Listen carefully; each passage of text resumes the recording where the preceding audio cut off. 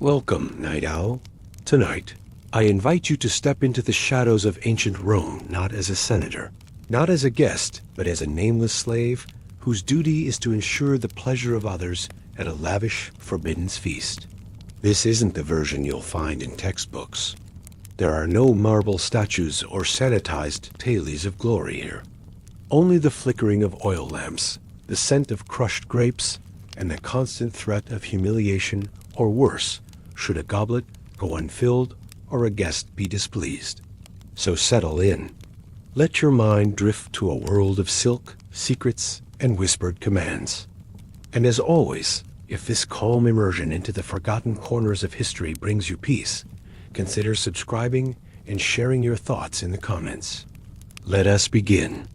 The sun dips below the horizon, painting the Roman sky in hues of fiery orange and deep violet.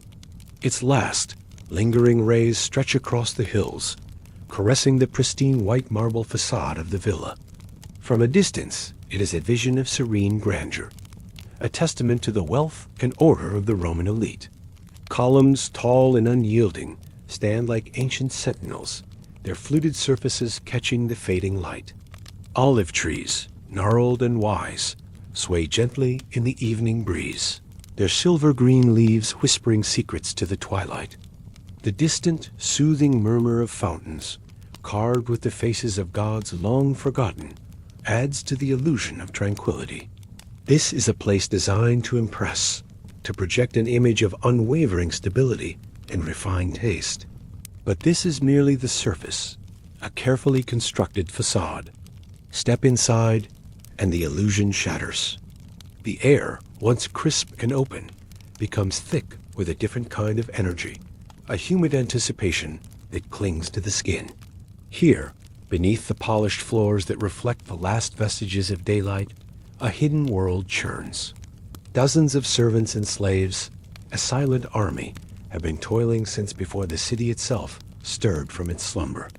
Their movements are precise, practiced, a choreography of unseen labor. The very atmosphere hums with their efforts, a silent symphony of preparation. Every corner, every surface, every object is being meticulously prepared for an event that will unfold under the cloak of darkness. Candles, hundreds of them, are being trimmed with obsessive care. Their purpose extends far beyond mere illumination. They are instruments of mood, tools to sculpt the very ambience of the evening. Too dim, and the guests, accustomed to opulent displays, might feel slighted, as if the host is withholding. Too bright, and the harsh glare would expose the very secrets this gathering is designed to foster, leaving no shadow for illicit whispers or clandestine glances. The light must be just right, a soft, seductive glow that invites intimacy while obscuring indiscretion, a delicate balance that only those intimately familiar with the villa's true nature can achieve.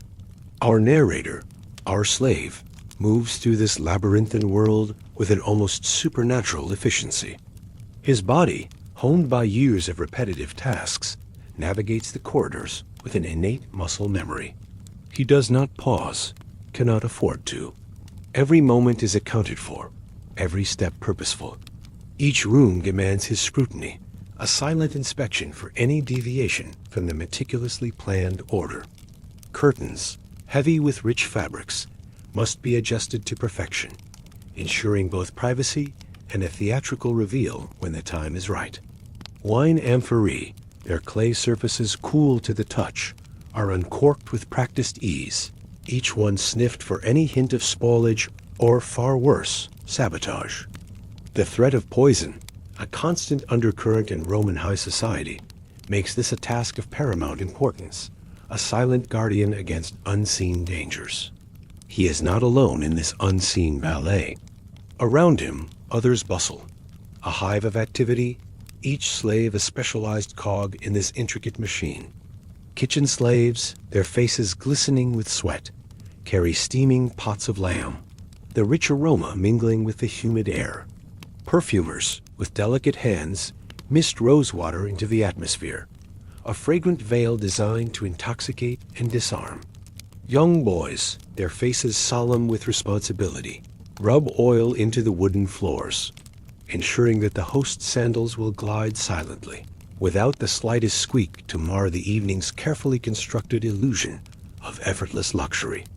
Each individual, regardless of their specific task, contributes to the grand deception.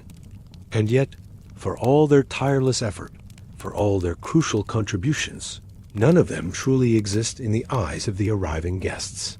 Not really. When the gilded chariots and litters begin to arrive, when the laughter and chatter of the Roman elite fill the grand halls, this entire unseen workforce must vanish. They become shadows under a torchlight, silent phantoms whose presence is felt only in the seamless perfection of the evening. Their existence is acknowledged only through the flawless execution of their duties, their invisibility, a testament to their mastery of servitude. They are the stagehands of this elaborate play, essential to its success, yet destined to remain forever in the wings, uncredited and unobserved. This is the true nature of the house, a place where opulence is built upon the silent suffering and meticulous labor of those who will never be seen, never be heard, and never be remembered by those they serve. It is a house that hides its true nature, not from the outside world, but from the very guests who revel within its walls, blissfully unaware of the silent sacrifices that underpin their pleasure. The stage is set, the actors are ready, and the curtain is about to rise on a night of forbidden indulgence, all orchestrated by hands that will remain forever unseen. He was chosen for this duty not for his strength, nor his beauty, nor his quick wit, but for a singular, invaluable trait, his silence. He doesn't speak. Not because he cannot, his vocal cords are perfectly intact, his mind sharp and capable of forming complex thoughts and articulate sentences, but because he has learned, through bitter experience and the harsh lessons of survival, that silence is his most potent weapon, his most impenetrable shield. In a world where every word can be twisted, every utterance a potential misstep, to speak is to invite danger, to expose oneself to the whims of those who hold absolute power. To be silent is to be invisible, and to be invisible is to be safe. It is a lesson etched not just into his memory, but into the very fiber of his being. A constant, nagging reminder of the price of a single ill-timed word. He was not always invisible. There was a time, long ago, when he still possessed the naive courage of youth, when the scars that now crisscross his body were yet unformed. Years ago, during a dinner, a moment of fleeting curiosity, a flicker of forgotten humanity, led him to dare to ask a question. A simple inquiry, perhaps about the origin of a dish, or the meaning of a whispered joke. He cannot recall the exact words, only the swift, brutal consequence. The scar that now mars his shoulder, a jagged, angry testament to that moment of transgression, taught him a lesson more profound and enduring than any spoken word ever could. Never to do it again. The pain was not just physical. It was a searing realization of his place in this world, a chilling reminder that his existence was solely for the pleasure and convenience of others, and any deviation from that purpose would be met with swift and merciless retribution. From that day forward, silence became his creed, his sanctuary, his very mode of being. Tonight, his tasks are not merely numerous. They are layered with a deceptive complexity, like a Roman mosaic, where each tiny tessera contributes to a larger, often hidden, design. Some tasks are meant to be seen, to contribute to the visual spectacle of the orgy, to enhance the illusion of effortless decadence. He arranges figs, plump and glistening, in patterns that are not merely aesthetic, but overtly erotic, placed strategically on gleaming silver trays. These are the public performances of his servitude, designed to titillate and amuse the guests, to add to the overall atmosphere of sensual indulgence. But then there are the tasks that are never to be noticed, the clandestine operations that unfold beneath the veneer of revelry, the true measure of his value to the host. Like the delicate, almost imperceptible act of removing the ivory pins from one guest's cloak, a seemingly innocuous detail, only to slip them quietly, seamlessly, into the folds of another's tunic, as instructed by the host. A silent message, a subtle act of manipulation, a secret exchange of power, all executed with a precision that borders on the supernatural, leaving no trace, no ripple in the carefully constructed illusion of the evening. To execute these tasks, both seen and unseen, he must possess a memory that borders on the encyclopedic, a mental database capable of storing 100 fleeting details, each one crucial to the smooth operation of the night. He must know, with absolute certainty, who is arriving, their social standing, their alliances, their rivalries. He must discern, often from a single glance, which cup belongs to which senator. For some guests, paranoid of poisoning, will accept drink only from a trusted vessel, their lives literally in his hands. He must identify, without error, which guests demand entertainers who do not speak their language, a preference that speaks volumes about their desires for uninhibited expression, for a pleasure unburdened by comprehension or judgment. Each detail, no matter how seemingly insignificant, is a piece of a larger puzzle, a fragment of information that allows him to anticipate needs, to prevent mishaps, to ensure the uninterrupted flow of pleasure. And then there are the rules, the unspoken, illogical dictates that govern the behavior of the elite.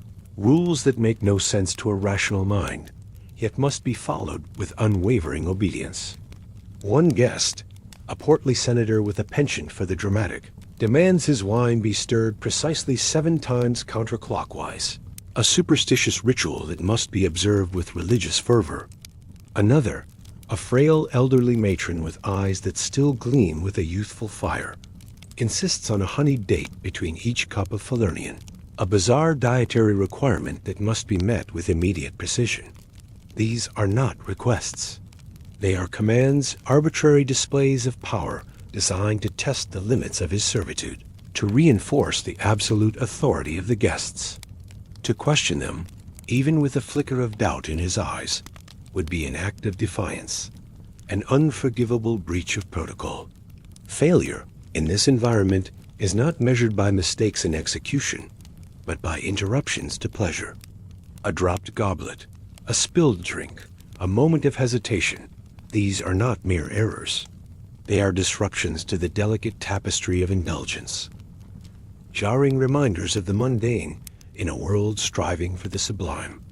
If a guest, even for a fleeting second, notices his presence, if their eyes linger on him for too long, if they are forced to acknowledge his existence as anything more than an extension of their desires, he has already failed. His success is measured by his invisibility, by the seamlessness with which he anticipates and fulfills every need, every whim, every unspoken desire. He is the ghost in the machine, the silent orchestrator of pleasure, his very existence defined by his ability to disappear into the background, to become one with the shadows. This is the slave's task: precision without praise, service without recognition, existence without being seen. It is a life lived on the knife edge of perfection, where the slightest deviation can lead to ruin, and the greatest triumph is to be utterly, completely forgotten. In the opulent, perfumed air of the Roman villa, amidst the clinking of goblets and the murmur of conversation, there exists an intricate web of unspoken rules, a silent protocol that governs every interaction, every glance, every subtle shift in posture. No one has bothered to write down this protocol, for it is understood not through explicit instruction, but through years of observation, through the harsh lessons of social missteps, and through an innate understanding of power dynamics. Yet the entire villa, from the grand atrium to the most secluded alcove, functions as a meticulously crafted political map. Every placement of a cushion, every gesture of a hand, every seemingly innocuous detail carries immense weight, a hidden meaning decipherable only to those initiated into the true nature of Roman society. It is a dance of power, a silent battle for status, played out under the guise of revelry. Our slave, with his unseen eyes, has been warned, not with words, but with the palpable tension that precedes certain encounters. Never let the general sit across from the priest. The reason is not a matter of personal animosity, but of long-standing unresolved conflict. They haven't spoken since a bitter dispute over a tract of land near the border, a territorial squabble that, though seemingly minor, has festered into a deep-seated animosity.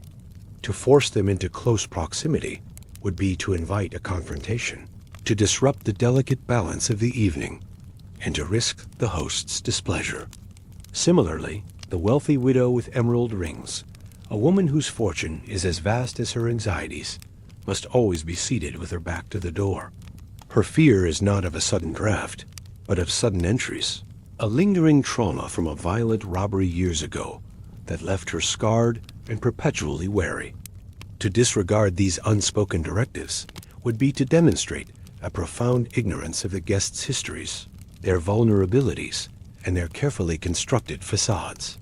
In this environment, a seemingly innocent joke told at the wrong time, a glance held for a second too long, a gesture misinterpreted, any of these could have catastrophic consequences. It could cost someone their status, their carefully cultivated reputation, or even their vast fortune.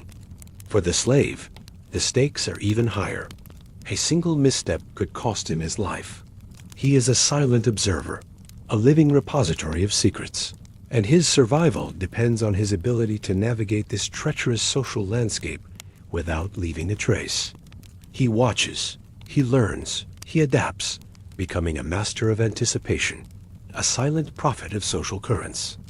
He observes the steward, a man whose authority is second only to the host, as he meticulously places the incense burners in specific corners of the room. It is not merely for scent, though the fragrant smoke does add to the intoxicating atmosphere. The placement is strategic, a subtle manipulation of the air currents. It ensures that the rich, exotic perfumes waft gently toward the guests, enveloping them in a cloud of luxury, while subtly diverting the scent away from the host. It is a silent, almost imperceptible reminder of who controls the space, who dictates the flow of the evening, a testament to the host's meticulous attention to detail and his desire to maintain absolute control. Everything must feel effortless, spontaneous, a natural outpouring of pleasure and abundance.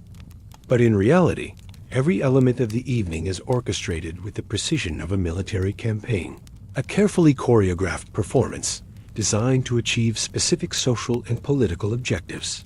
This unseen politics extends to every aspect of the gathering. The choice of music, the type of food served, the very arrangement of the couches, all are carefully considered elements in this elaborate game. The slave understands that the orgy is not merely a celebration of hedonism. It is a stage for the display of power, a forum for clandestine negotiations, a testing ground for alliances and rivalries. He sees the subtle nods, the fleeting smiles, the almost imperceptible shifts in body language that betray the true intentions behind the polite conversation. He notices the way a senator subtly steers a conversation towards a particular piece of legislation, gauging the reactions of his peers. He observes the merchant, whose public persona is one of jovial generosity, discreetly exchanging coded messages with a rival through the placement of a hand on a shoulder or the clinking of a ring against a goblet. These are the real transactions of the evening, far more significant than the superficial displays of indulgence. The slave's role in this intricate political dance is crucial, yet entirely unacknowledged. He is the silent conduit, the invisible hand that facilitates these hidden exchanges. He might be tasked with delivering a specific message, disguised as a request for more wine. He might be instructed to subtly guide a conversation in a particular direction, by ensuring certain guests are seated together, or by discreetly removing an unwanted interruption. His success is measured by the seamlessness of these operations, by the fact that no one, least of all the guests, ever suspects his involvement. He is a living, breathing part of the villa's political machinery, a silent cog in a complex system of power and influence. He has learned to read the subtle cues, the almost imperceptible signals that reveal the true nature of the interactions unfolding around him. The way a guest's eyes dart nervously when a certain name is mentioned the sudden tightening of a jaw, the almost imperceptible tremor in a hand reaching for a cup. These are the tells, the cracks in the facade that reveal the underlying tensions and anxieties. He sees the desperation in the eyes of a young man trying to impress an older, more powerful patron, the thinly veiled contempt in the gaze of a rival, the quiet despair of a woman trapped in a loveless marriage. These are the true stories of the evening, far more compelling than the superficial displays of pleasure and indulgence. And as the night progresses and the boundaries of decorum begin to blur, the political stakes only intensify. Inhibitions loosen, tongues wag, and secrets, carefully guarded during the day, threaten to spill forth. The slave, ever vigilant, ever silent, becomes an even more crucial observer. He is the keeper of these fleeting moments of vulnerability, the silent witness to the unraveling of carefully constructed personas. He sees the mask slip, revealing the raw ambition, the desperate loneliness, the simmering resentments that lie beneath the polished surfaces. He understands that the true power of the evening lies not in the overt displays of wealth and pleasure, but in the subtle manipulations, the whispered conspiracies, and the unspoken agreements that are forged in the shadows. He is a living testament to the fact that in ancient Rome, even at the most decadent of gatherings, politics was never truly absent. It merely adopted a more seductive, more dangerous disguise. Just as the last vestiges of daylight surrendered to the encroaching twilight, painting the western sky in bruised purples and deep indigos, the first signs of the evening's main event began to manifest. The air, once filled with the distant sounds of the city winding down, now carried a new symphony.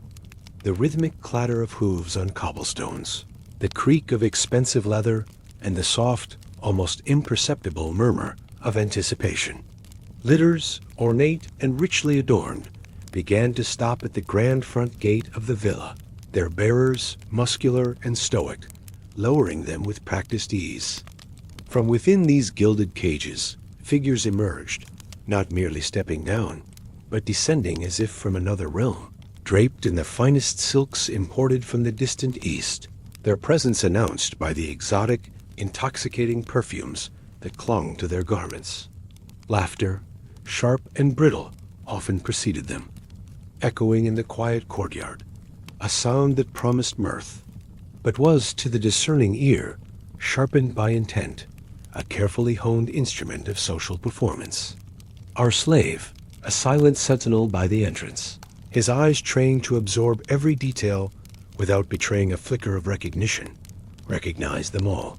He knew their faces, their reputations, the scandals that clung to their names like the heavy scent of their perfumes. He had seen them in the forum, heard their names whispered in the market, witnessed their public displays of piety and virtue. But here, under the cover of approaching darkness and the promise of anonymity, their true selves began to emerge, shedding the carefully constructed personas they wore in the light of day.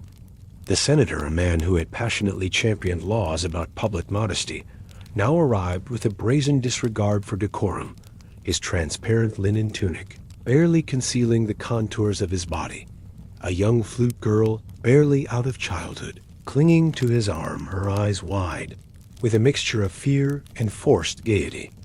The merchant whose vast fortune was rumored to have been built on a foundation of bribes and illicit dealings with city officials now moved through the throng with an air of magnanimous generosity, handing out candy, rose petals like coins each sweet, offering a silent reminder of his wealth and influence. And then there was the woman, a matron of impeccable lineage known for her strict moral pronouncements, and her ownership of no less than 20 slaves, who now, in a hushed whisper, confessed to a confidant that she dreamt of being bound herself, her words a shocking revelation of a hidden desire that belied her public image. Their arrival was a spectacle in itself, a carefully choreographed procession of power and privilege. Their shoes, crafted from the softest leather and adorned with precious stones, never touched the dirt of the common world. They glided across the polished marble floors, each step a testament to their elevated status. Their eyes, accustomed to looking down upon the world, never lowered to meet his, the nameless slave who held the door for them, who guided them through the entrance. He was a part of the scenery, an extension of the villa itself, as inanimate as the columns that flanked the entrance. Their gaze swept over him, through him, acknowledging his function, but never his humanity. It was a dehumanization so complete, so ingrained, that it was almost imperceptible, a silent agreement between master and servant that one existed solely for the convenience of the other. As they entered, they engaged in their intricate rituals of greeting, a complex dance of social hierarchy and unspoken alliances. Some kissed each other on the lips, a gesture of intimate familiarity reserved for the closest of friends or lovers. Others, more reserved, or perhaps more calculating, offered only a hand, a cool, detached touch that spoke of formality and distance. Some, inflated by their own self-importance, insisted on being addressed by titles not even granted by the Senate, demanding a level of deference that bordered on the absurd. And he, the silent observer, had to remember them all. Their names, their titles, their preferred modes of address, the subtle nuances of their social standing. A single misstep, a forgotten title, a misplaced gesture could shatter the delicate illusion of effortless perfection and incur the wrath of a powerful guest. His memory was his burden, his silent duty, a mental ledger of the elite's fleeting whims and rigid expectations. The heavy, ornate door swung shut behind the last arriving guest, sealing them within the villa's walls, severing their connection to the outside world. The sounds of the city faded, replaced by the rising crescendo of laughter, music, and the clinking of glasses. The orgy, in its truest sense, did not begin with a sudden, dramatic flourish of touch or overt sensuality. Instead, it commenced with theater, a carefully constructed performance of pleasure and indulgence. The initial acts were subtle, a gradual shedding of inhibitions, a slow descent into a world where the rules of the day no longer applied. The air grew thick with anticipation, charged with a palpable energy that promised liberation from societal constraints. The guests, now fully immersed in this carefully curated environment, began to shed their public masks, revealing glimpses of the desires and vulnerabilities they kept hidden from the world. The slave, a silent witness to this unfolding drama, understood that this was not merely a party. It was a ritual, a sacred space where the boundaries of morality blurred, and the pursuit of pleasure became the sole undeniable imperative. And he, the unseen hand, was an integral part of this transformation, facilitating every step of their journey into the heart of Roman decadence. A resonant gong, its deep, sonorous tone vibrating through the very foundations of the villa, signaled the commencement of the feast. It was not merely a call to dinner. It was a theatrical flourish, an announcement that the main act of the evening had begun.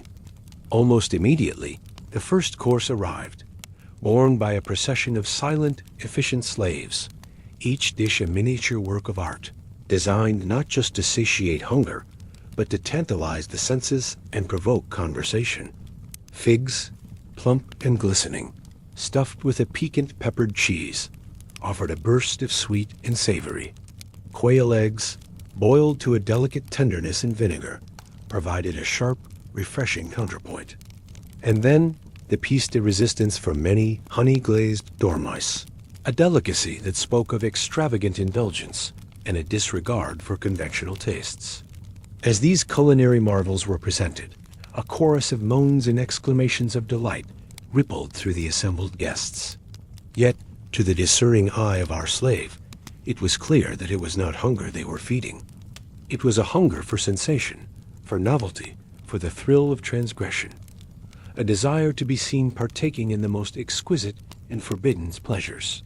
Every bite, every sip, every gesture at this table was a signal, a subtle communication in the intricate language of Roman high society.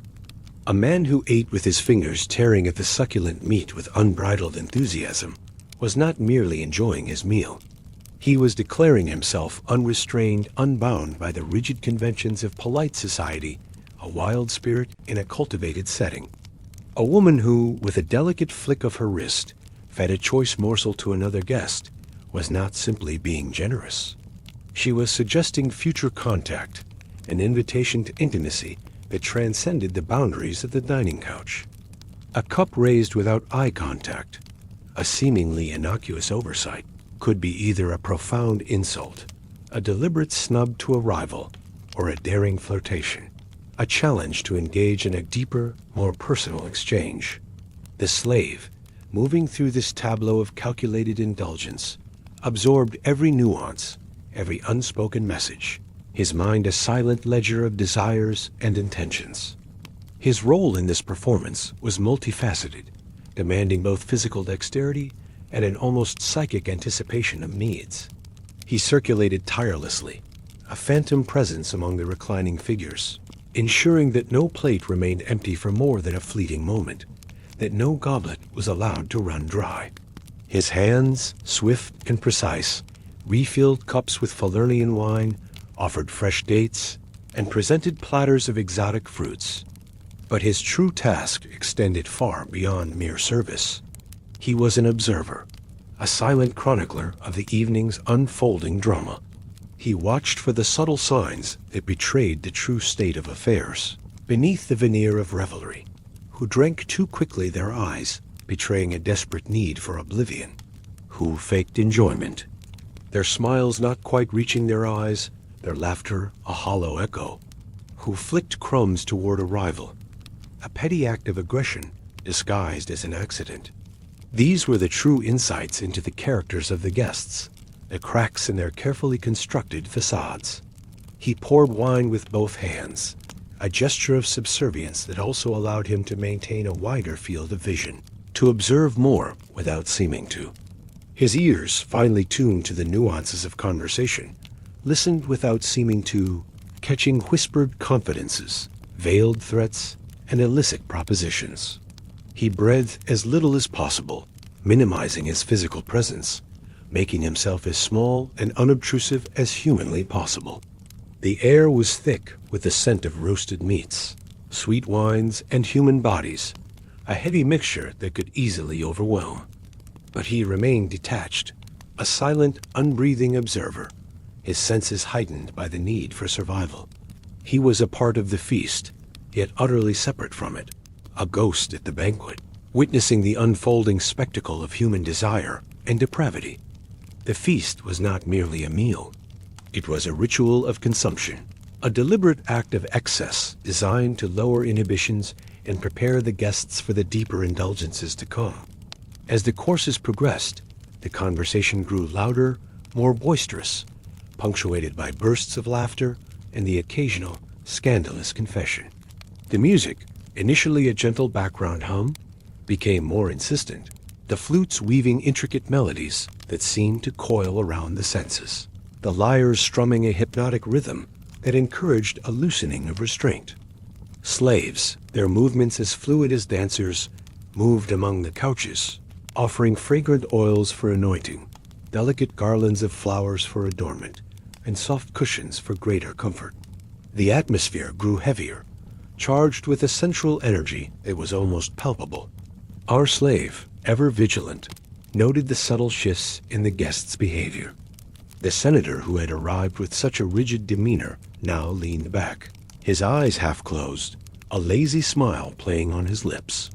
The merchant, usually so calculating, engaged in a boisterous debate with a rival, their voices rising in mock anger, their hands gesturing wildly. The woman who had confessed her hidden desires now laughed with an uninhibited abandon, her head thrown back, her emerald rings flashing in the flickering lamplight. The boundaries between public and private, between decorum and desire, began to blur, dissolving under the intoxicating influence of wine, food, and the collective permission to indulge. He continued his silent rounds, a silent observer of this unfolding transformation. He saw the subtle glances exchanged between guests, the hands that lingered a moment too long, the whispered invitations that promised more than just conversation. He was a witness to the gradual shedding of inhibitions, the slow, deliberate descent into a world where the rules of the day no longer held sway. The feast was a prelude, a carefully constructed overture to the main event, and he, the nameless slave, was an integral part of its orchestration. His precision, his invisibility, his unwavering dedication to his tasks ensured that the performance of pleasure unfolded seamlessly, without interruption, without a single discordant note. He was the silent architect of their indulgence, the unseen hand that guided them deeper into the heart of the Roman night, a night where pleasure was not just consumed, but performed, celebrated, and ultimately transcended. There is no singular definitive moment when the orgy begins. It is not heralded by a dramatic announcement, nor marked by a sudden, explicit shift in activity. Instead, it arrives like a Roman fog, creeping in slowly, imperceptibly, enveloping the villa in its soft, sensuous embrace. One moment, there is a feast, albeit a lavish and indulgent one. The next, the very air has thickened, charged with a different kind of energy, a palpable shift from mere revelry to something more primal, more uninhibited. It is a transition so subtle, so fluid, that it is almost impossible to pinpoint its exact inception, a testament to the masterful orchestration of the evening. The music, which had previously served as a lively backdrop to the feast, undergoes a profound transformation. The bright, lilting melodies of the flutes, once playful and inviting, deepen, becoming low and slow, their notes stretching out, languid and seductive. The sharp, rhythmic strumming of the lyres fades, replaced by the soft, steady thrum of drums, a primal beat that mimics the slow, insistent rhythm of a human heartbeat. This new sonic landscape is designed to bypass the intellect and speak directly to the body, to lull the senses into a state of heightened receptivity, to encourage a loosening of inhibitions. It is a soundscape that whispers of ancient rites, of forbidden desires, of a world where the boundaries between the sacred and the profane blur into a single intoxicating haze. And then the clothing begins to slip, not removed in a sudden, abrupt gesture of undressing, but invited off, a gradual unveiling that is as much about suggestion as it is about exposure. A heavy robe, once draped modestly over a shoulder, slides away, revealing the smooth curve of a collarbone, the soft swell of a breast. A sandal, intricately laced and adorned, is untied by someone else's hand, a tender, intimate gesture that speaks of surrender and trust. These are not acts of vulgar display, but of slow, deliberate seduction, each piece of discarded clothing a step further into a realm of uninhibited pleasure. The rustle of silk, the soft thud of a dropped garment, these are the new sounds of the evening, replacing the clinking of plates and the clatter of cutlery. The lighting, too, shifts, deepening the sense of intimacy and obscuring the sharp edges of reality. The bright, clear glow of the initial candles gives way to a warmer, more diffused light, an amber hue that casts long, dancing shadows across the marble walls. Clarity is no longer desired. Instead, a soft, hazy luminescence is preferred, a light that invites closeness while simultaneously veiling indiscretion. The air, already thick with the scent of perfumes and wine, grows heavier, more animal, charged with the musk of bodies and the intoxicating aroma of desire. Laughter, once sharp and brittle, now sounds like a low, contented purring, a guttural expression of pleasure. Movement, once formal and constrained, becomes fluid and uninhibited, like dancing, a spontaneous expression of liberated bodies. And the slave? As the villa descends deeper into this realm of sensual abandon, he becomes even smaller, even more invisible. His physical presence, already minimized, seems to shrink further, his movements becoming almost imperceptible. He is no longer merely a servant. He is an extension of the guests' desires, a silent, unthinking instrument of their pleasure. He is now the hand that passes the fragrant oils, their slick warmth a prelude to touch. He is the feet that carry the soft cushions, arranging them for greater comfort, for more intimate embraces. He is the whisper, almost inaudible, that says, he requests you in the garden alcove, a discreet summons that sets in motion a new encounter, a new exploration of desire. He moves through the throng of entangled bodies, a ghost among the living, his purpose solely to facilitate the unfolding drama of pleasure. In this state of heightened sensory input and diminished self, he begins to forget that he has a body of his own. His limbs are no longer his.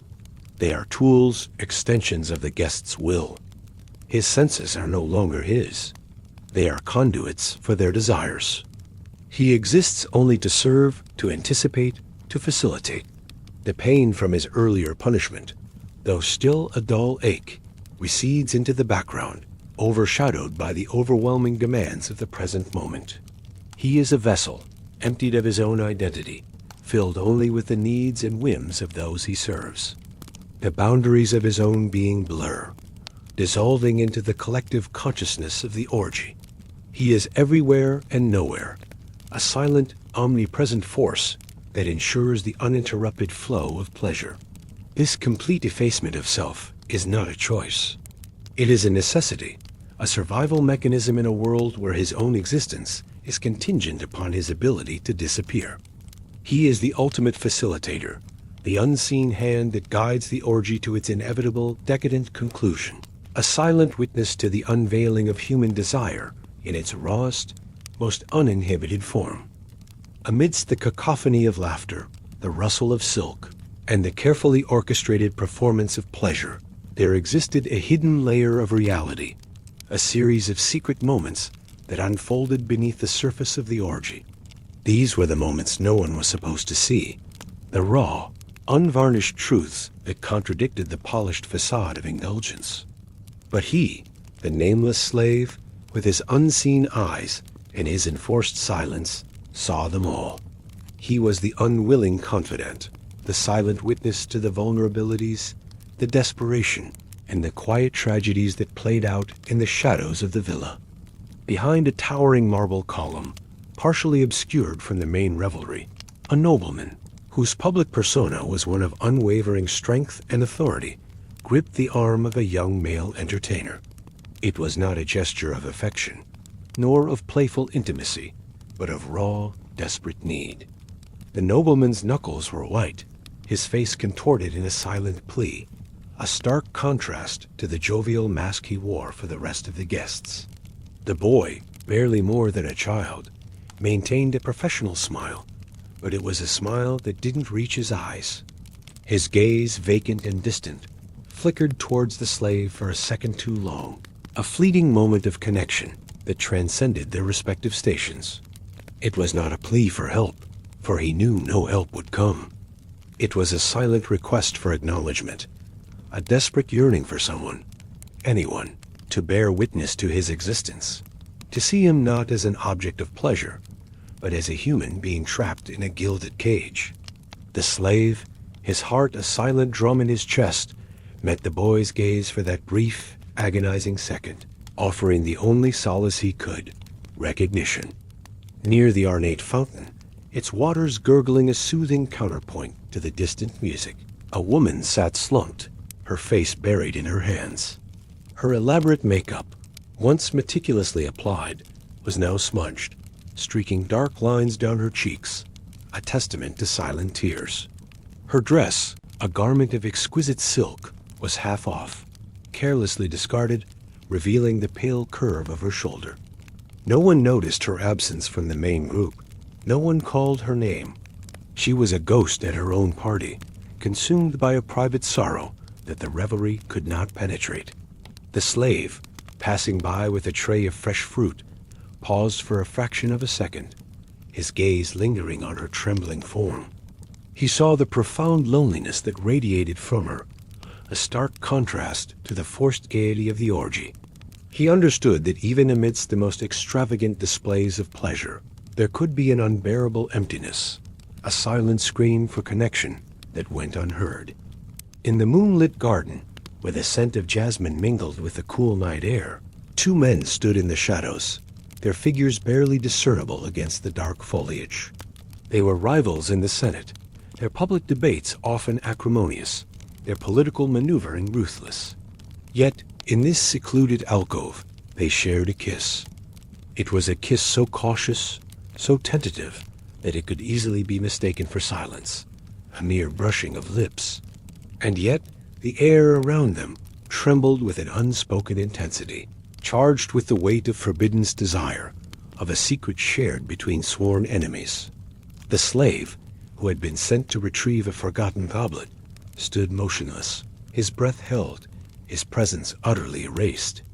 If he made a sound, if he was seen, if he betrayed even the slightest hint of his observation, they would destroy him. Their reputations, their careers, their very lives depended on the secrecy of this moment.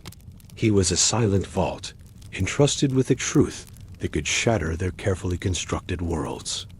He understood the immense power of this secret, and the terrifying responsibility that came with bearing witness to it.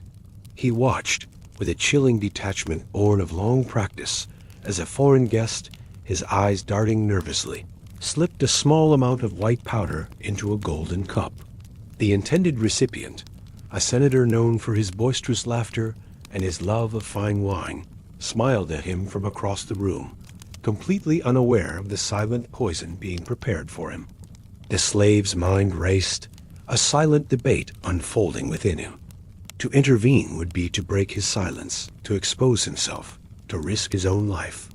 To remain silent would be to allow a man to be poisoned, to become an accomplice to murder.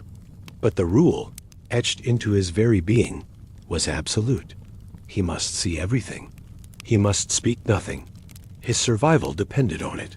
He was a mirror, reflecting the depravity and the hidden truths of the orgy, but never interfering, never judging. He was a silent observer, a living testament to the dark underbelly of Roman society, a world where power, pleasure, and peril intertwined in a deadly dance. These secret moments, these fleeting glimpses behind the masks, were the true narrative of the evening.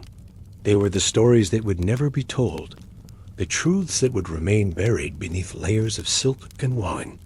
The slave, in his enforced invisibility, became the sole keeper of these narratives. He saw the desperation in the eyes of the entertainer, the profound loneliness of the weeping woman, the dangerous intimacy of the rival senators, and the chilling malice of the poisoner. He was a silent repository of human frailty, of hidden desires, and of unspeakable acts. His memory, a burden and a curse, would carry these images long after the guests had forgotten the night. He was the unseen eye, the unheard ear, the silent witness to the true nature of the Roman elite, a nature far more complex and often far more disturbing than the public facade they presented to the world. And in these secret moments, he understood that the real orgy was not just about physical indulgence, but about the raw, unvarnished display of power, vulnerability, and the dark secrets that bind humanity. The air, thick with the heady scent of wine and human indulgence, was suddenly, violently, rent by a sharp, shattering sound. A jug, heavy with Falernian, slipped from his hand. It was a momentary lapse, a tremor in muscles strained by hours of ceaseless labor, a fleeting distraction in a mind overwhelmed by the sensory assault of the orgy. The clay vessel struck the polished stone floor with a sickening crunch, exploding into 1,000 glittering shards, its precious contents spreading in a dark, viscous pool. Silence followed, a deafening, unnatural silence that descended upon the revelry like a shroud, extinguishing the laughter, stilling the music, and freezing every movement. It was a silence pregnant with anticipation, a collective holding of breath that seemed to stretch for an eternity. Eyes, previously glazed with wine and lust, now turned, slowly, deliberately. Each gaze, heavy with a mixture of curiosity and cruel delight, converged upon the source of the disruption, the slave, standing amidst the wreckage, his face a mask of silent dread. For the guests, this was not a mishap. It was an unexpected interlude, a new form of entertainment. The host, a man whose every action was a calculated performance, rose from his reclining couch. There was no anger in his eyes, no genuine displeasure. Instead, a subtle, almost imperceptible smile played on his lips. A broken jug was not a problem to be solved. It was an opportunity, a chance to reassert his dominance, to remind his guests of the absolute power he wielded within these walls. "Clumsy," he drawled, his voice carrying easily across the hushed room, each syllable dripping with condescension. "He needs a lesson." The words hung in the air, a chilling pronouncement that sent a shiver down the slave's spine, even as he braced himself for the inevitable. And then the applause began, a slow, deliberate clapping that spread through the room, growing in intensity, a perverse ovation for the impending spectacle. Two burly guards, their faces impassive, moved with practiced efficiency, seizing the slave by his arms. He offered no resistance, his body already accustomed to the ritual of punishment. His tunic, already thin and worn, was ripped from his shoulder, exposing the scarred skin beneath, a canvas of past transgressions. A slap, sharp and stinging, landed across his face, followed by another, each blow a deliberate humiliation, designed to break not just his body, but his spirit. Then came the whip, wielded by the steward, a man whose cruelty was as refined as his master's taste in wine. It was a ceremonial whip, not designed to inflict mortal wounds, but to deliver searing pain, to leave a lasting mark, a constant reminder of his place. The leather thong whistled through the air, striking his back with a sickening thud, each lash a fresh wave of agony that threatened to consume him. He didn't cry out. That would have been another mistake, a sign of weakness, an admission of pain that would only fuel their sadistic pleasure. Instead, he bit down on his lip, tasting the metallic tang of his own blood, and whispered an apology, a guttural sound barely audible above the renewed murmur of the crowd. But no one listened. His words were meaningless, unheard amidst the rising tide of their renewed revelry. Laughter, louder and more boisterous than before, resumed. Someone, perhaps the senator, who had been so concerned about public modesty, raised a goblet in a toast to discipline, his eyes gleaming with a disturbing satisfaction. The music, which had momentarily faltered, swelled again, the flutes and drums resuming their hypnotic rhythm, drowning out the last vestiges of his silent suffering. He was allowed to crawl back to the wall, his body aching, his skin burning with 1,000 tiny fires. He pressed his back against the cool marble, seeking a fleeting moment of solace, a temporary numbing of the heat that radiated from his wounds. But worse than the physical pain, worse than the humiliation, was the knowledge that settled deep within his bones. They would forget by morning. The broken jug, the silent suffering, the brief interlude of cruelty, it would all be erased from their memories, replaced by the hazy recollections of pleasure and indulgence. For them, it was a fleeting moment of amusement, a minor diversion in a night of excess. For him, it was a brand, seared into his flesh, etched into his soul. He would remember forever. He remembered the way the light had caught the shards of the broken jug, scattering them like fallen stars across the floor. He remembered the cold, calculating glint in the host's eyes, the almost imperceptible tremor in the steward's hand as he wielded the whip. He remembered the collective gasp of anticipation from the guests, followed by their eager applause. These were not just memories of pain. They were memories of a profound injustice, a stark reminder of his utter powerlessness in a world where his life held no value beyond his utility. He was a tool, a possession, and like any broken tool, he was subject to the whims of his owner. As the night wore on, and the sounds of the orgy once again filled the villa, he remained by the wall, a silent, wounded sentinel. He watched the revelers, their faces flushed with wine and desire, their bodies entwined in a dance of hedonism. He saw their fleeting smiles, their whispered secrets, their moments of uninhibited joy. And he knew that none of it was real. It was a performance, a carefully constructed illusion designed to mask the emptiness within. He was the only one who saw the true cost of their pleasure, the silent suffering that underpinned their indulgence.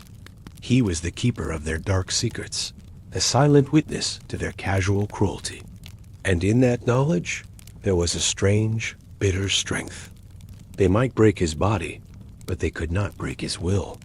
They might forget his pain, but he would remember their faces, their laughter, their casual disregard for his humanity. And in that memory, he found a quiet, defiant resolve. He would survive. He would endure.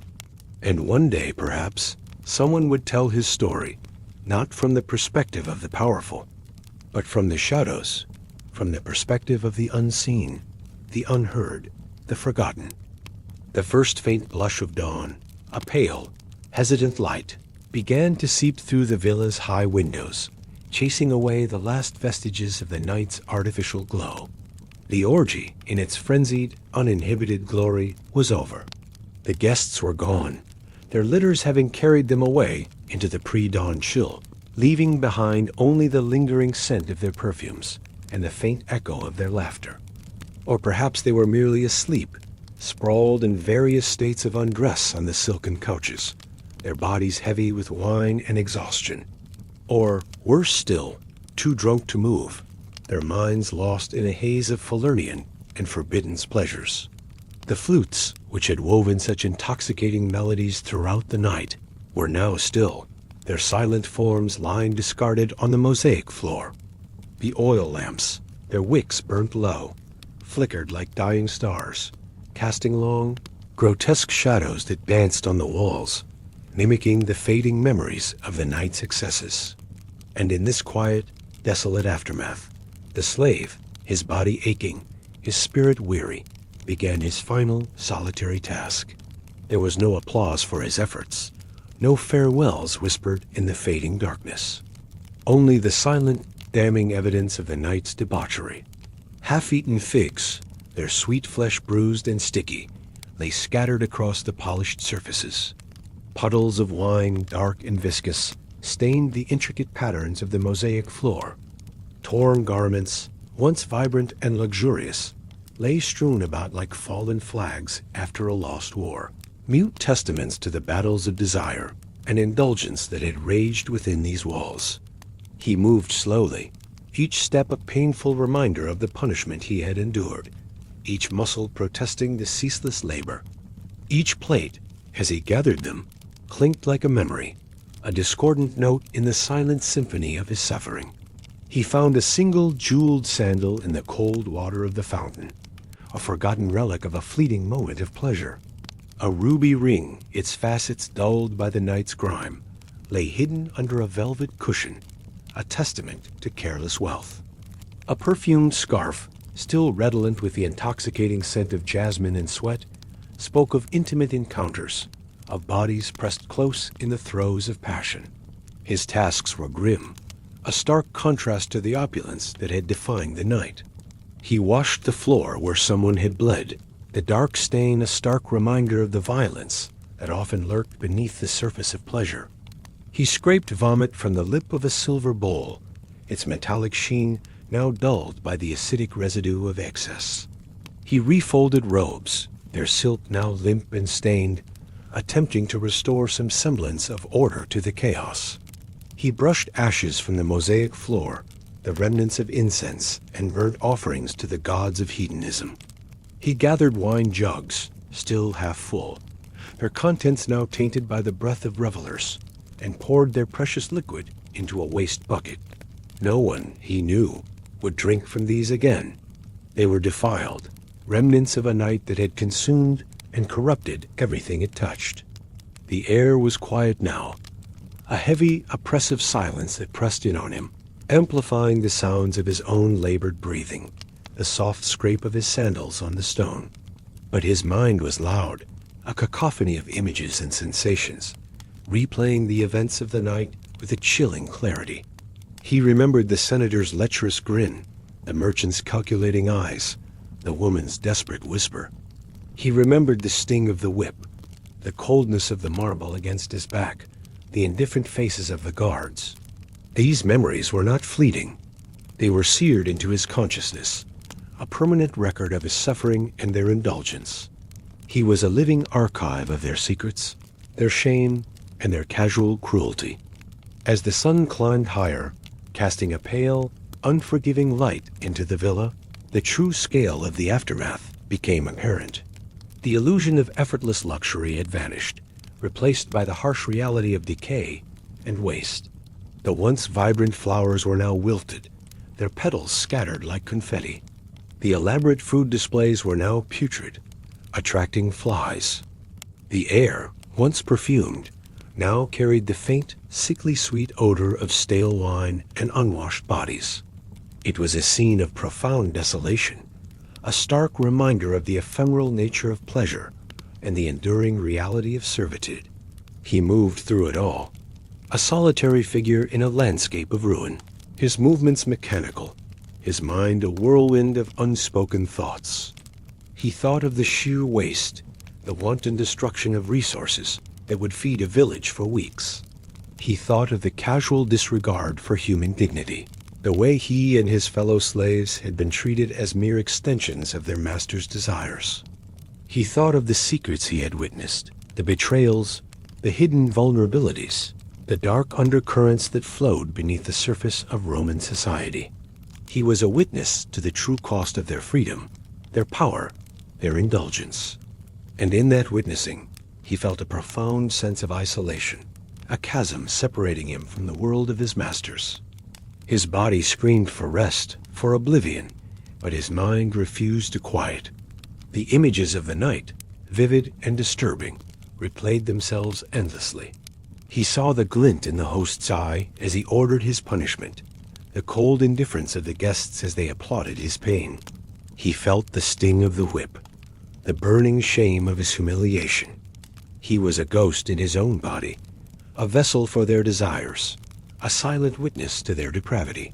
And as the last of the cleaning was done, as the villa slowly began to regain some semblance of its daytime order, he knew that the price of silence was not just his pain, but his very soul. He had seen too much, endured too much, to ever truly be free, even when the chains were invisible. The night had ended, but its aftermath would linger within him, a permanent scar on his spirit, a constant reminder of the price he paid for their pleasure. He has no name, at least not anymore. The name given to him by his mother, a name that once carried the warmth of family and the promise of a future, was stripped from him with the same brutal efficiency as his freedom. It was taken from him when he was purchased at 13, a mere boy, barely on the cusp of manhood, thrust into a world where identity was a luxury he could not afford. Now he is called Boy, a generic, dehumanizing label that denies his individuality. Or You, a pronoun that emphasizes his subservience, his lack of agency. Or sometimes, most chillingly, nothing at all, as if his very existence is too insignificant to warrant even a sound. Yet, in the quiet, desolate hours after the orgy, as the last flickering oil lamps cast long, dancing shadows on the walls, a rebellion stirs within him.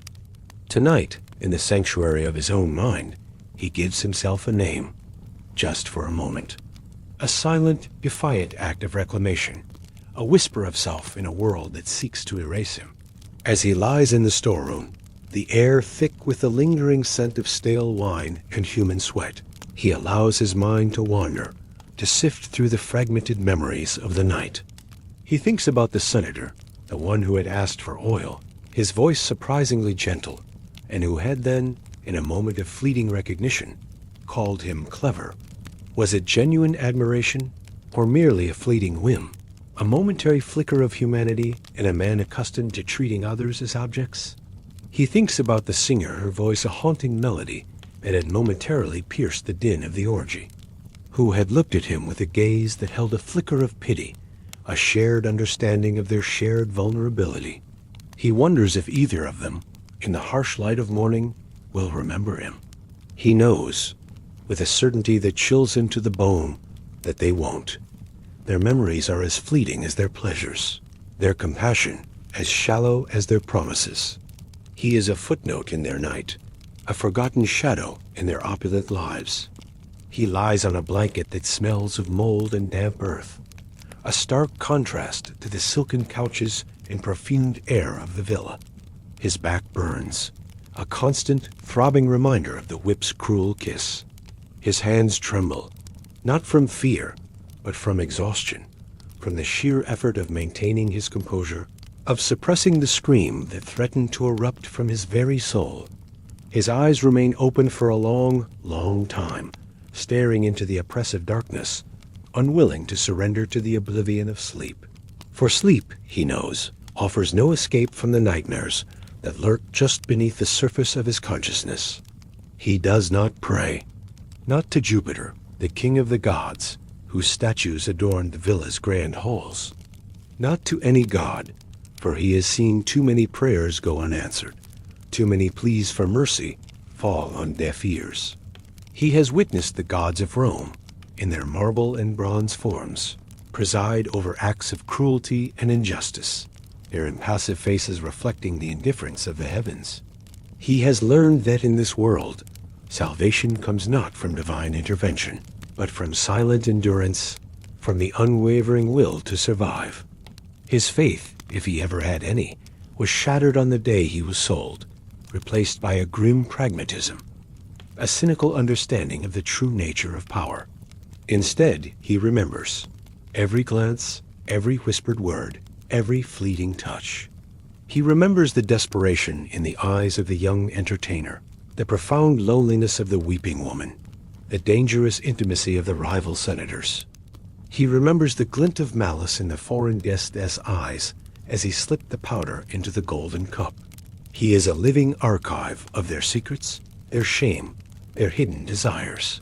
He remembers every moment of power cloaked in pleasure, every act of casual cruelty disguised as entertainment. These memories are not a burden. They are his armor, his shield against the dehumanizing forces that seek to erase him. They are the proof of his existence, the testament to his suffering, the silent scream of his humanity. He closes his eyes, not in sleep, but in a desperate attempt to conjure a different reality. He imagines a world where he has a name, a family, a home, a world where his voice is heard, where his pain is acknowledged, where his existence matters. But the images are fleeting, dissolving like smoke in the harsh light of his reality. He is a slave, a possession, a tool to be used and discarded. His life is not his own. It belongs to his master, to the whims of those who hold absolute power over him. And before sleep, a fitful, restless sleep, finally comes. A question, born of a profound sense of injustice and a flicker of defiant hope, echoes in the silent chambers of his mind. What if, one day, someone told this story not from the couch, with a powerful recline in their self-satisfied ignorance, but from the shadows, from the perspective of the unseen, the unheard, the forgotten? This question is not a plea for vengeance, nor a demand for justice. It is a quiet act of rebellion, a testament to the enduring power of narrative, the belief that even in the darkest of times, a story can be a weapon, a voice for the voiceless. It is a recognition that history, as it is written by the victors, is often incomplete, a sanitized version of events that conveniently omits the suffering of the vanquished. He understands that the true history of Rome, the history that truly matters, is not found in the grand pronouncements of senators or the glorious victories of generals, but in the silent spaces between footsteps, in the whispered confessions, in the unacknowledged pain of those who toil in the shadows. He is a testament to the fact that history, I sense he always made by those in the light, by those who wield power and command armies. Sometimes it lives in the silent spaces between footsteps, in the eyes that watch from behind the curtain, in the hearts that beat with a quiet defiance. His story, though unwritten, is as real and as vital as any epic poem or historical chronicle. It is the story of survival, of resilience, of the enduring human spirit in the face of unimaginable cruelty. It is the story of a nameless slave who, in the darkest hours of a Roman orgy, dared to reclaim his humanity, not with a sword or a shield, but with the quiet power of his own memory. Thank you for listening. May your night be restful, and your thoughts just a little haunted. For in the haunting, in the quiet echoes of forgotten stories, lies the true power of history, the power to remind us that even in the most opulent of settings, there are always shadows, always unseen eyes, always unspoken truths waiting to be discovered. Good night.